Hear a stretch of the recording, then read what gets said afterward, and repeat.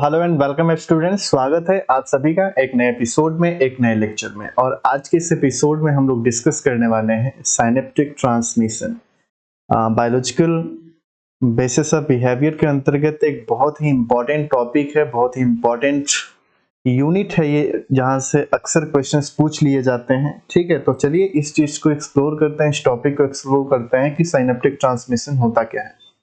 ठीक है, सो अगर आप कोच नीतीश कुमार चैनल पे नए हैं तो कोच नीतीश कुमार चैनल को सब्सक्राइब कर दीजिएगा, वीडियो को लाइक कर दीजिएगा, दोस्तों के पास शेयर कर दीजिएगा। और अगर आप स्टडी मटेरियल्स चाहते हैं, इस पीडीएफ का नोट्स चाहते हैं रिवीजन के लिए, तो आप हमारे टेलीग्राम चैनल को ज्वाइन कर सकते हैं। ठीक है, वहां पे इजीली आप सारे नोट को एक्सेस कर पाएंगे और अपने स्टडी को और भी अच्छे तरीके से कर पाएंगे।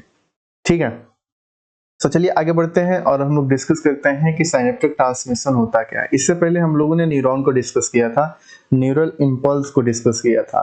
ठीक है, सो न्यूरल इंपल्स क्या होता है? Neural impulse is an electrochemical signals that travel along the neuron to transmit information. यानी कि जो हमारा न्यूरल इंपल्स होता है, ये इलेक्ट्रोकेमिकल सिग्नल्स होते हैं। ठीक है, और ये कहाँ पे ट्रेवल करते हैं? Along the neuron.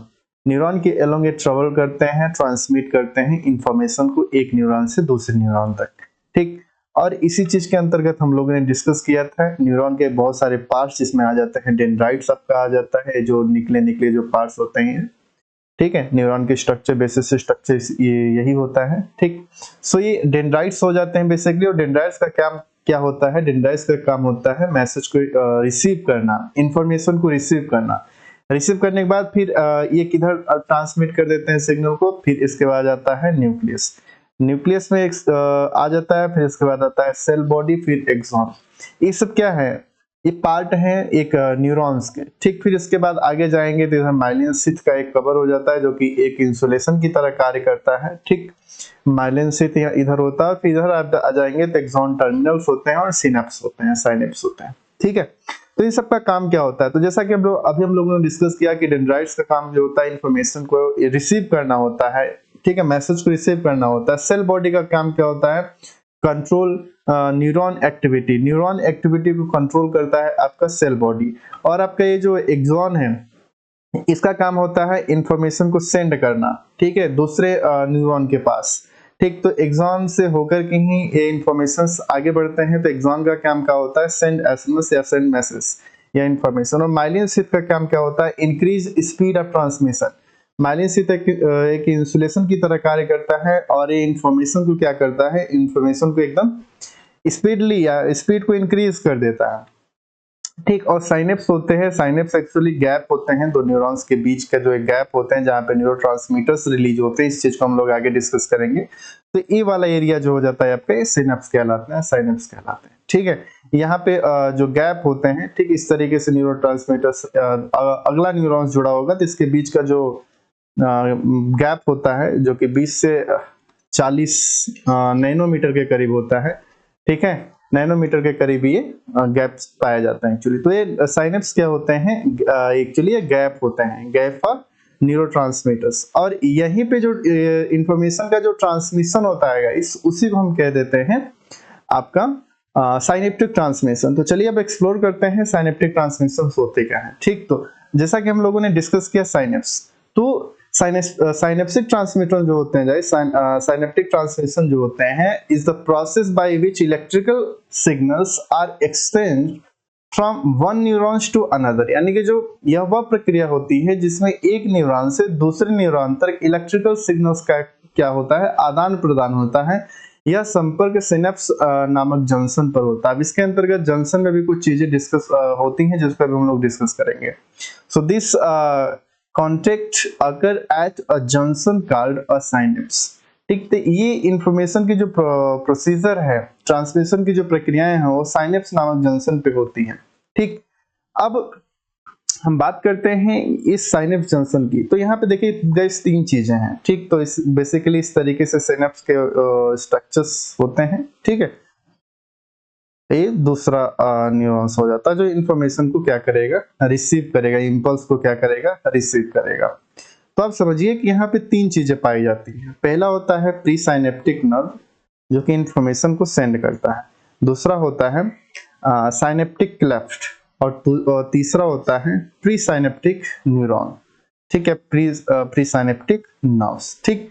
तो इस तरीके से इसका कंस्ट्रक्शन होता है। तो आइए हम लोग प्रोसीजर को समझते हैं। यहाँ पे क्या होता है, प्री साइनेप्टिक न्यूरॉन का काम जो होता है सिग्नल को भेजने वाला न्यूरॉन होता है, यानी कि सिग्नल को भेजता है। और साइनेप्टिक लैप्स जो होता है दो न्यूरॉन के बीच का एक छोटा सा गैप होता है जो कि 20 से 40 नैनोमीटर के करीब का होता है, ठीक है। ये वाली गैप जो होती है, यानी कि आप इसको कह सकते हैं 20 से 40 नैनोमीटर, ठीक, नैनोमीटर का एक गैप यहाँ पे देखने को मिलता है।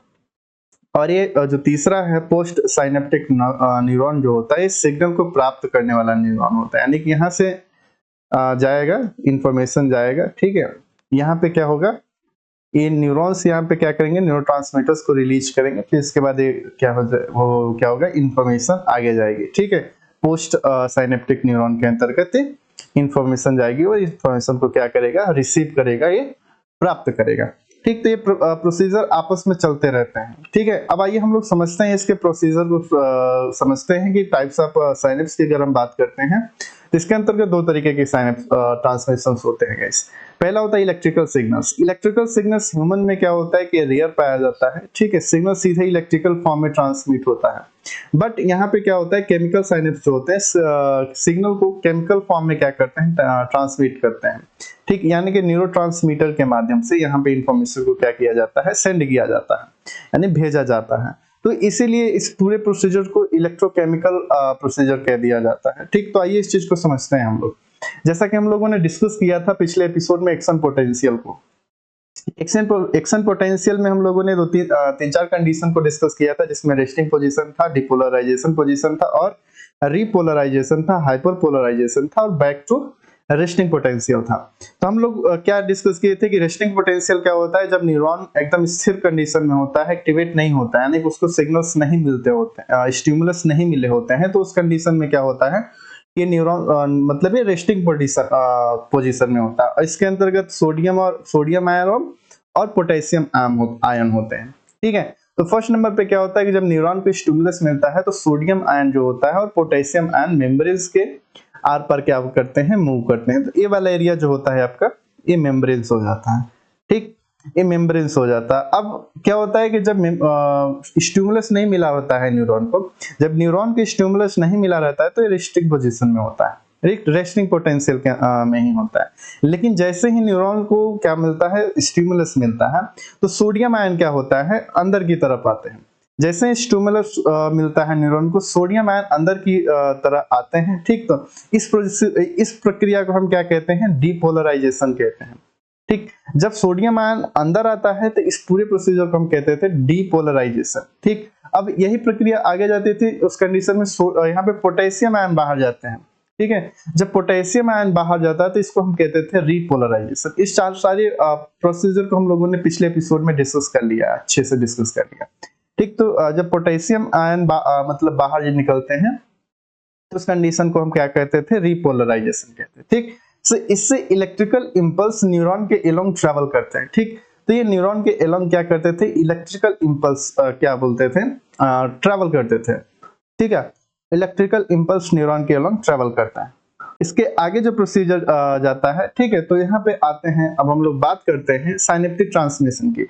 जब इलेक्ट्रिकल इंपल्स एक्सॉन टर्मिनल तक पहुंचता है, यानी कि जब उधर से आता है तो इलेक्ट्रिकल इंपल्स जो होता है एक्सॉन टर्मिनल तक पहुंचता है, ठीक। तो एक्सॉन टर्मिनल पर क्या होते हैं, voltage gated calcium channel available होते हैं, ठीक। यहाँ पे वोल्टेज गेटेड कैल्शियम चैनल मौजूद होते हैं गाइस। जैसे ही इंपल्स पहुंचता है तो ये चैनल्स जो होते हैं, जो वोल्टेज गेटेड चैनल्स होते हैं, ये क्या होते हैं, खुल जाते हैं, ठीक है। जब ये खुल जाते हैं तो कैल्शियम आयन जो होता है ये एक्स्ट्रा सेलुलर फ्लूइड से क्या होता है, अंदर यानी कि एक्सॉन टर्मिनल में प्रवेश करते हैं। जब ये एक्सॉन टर्मिनल में प्रवेश करते हैं, जब ये जो आपके जो कैल्शियम आयन जो होता है एक्सॉन टर्मिनल में क्या करते हैं, ये प्रवेश करते हैं, तो यहीं से काम शुरू होता है साइनेप्टिक ट्रांसमिशन का, जहां पे कैल्शियम एक अपना मेजर रोल प्ले करता है, ठीक। सो वोल्टेज कैल्शियम जो वोल्टेज गेटेड चैनल होते हैं उसको ओपन होने के बाद कैल्शियम अंदर आने लगते हैं, ठीक। अंदर आने से साइनेप्टिक वेसिकल्स जो होते हैं वो एक्टिव हो जाते हैं।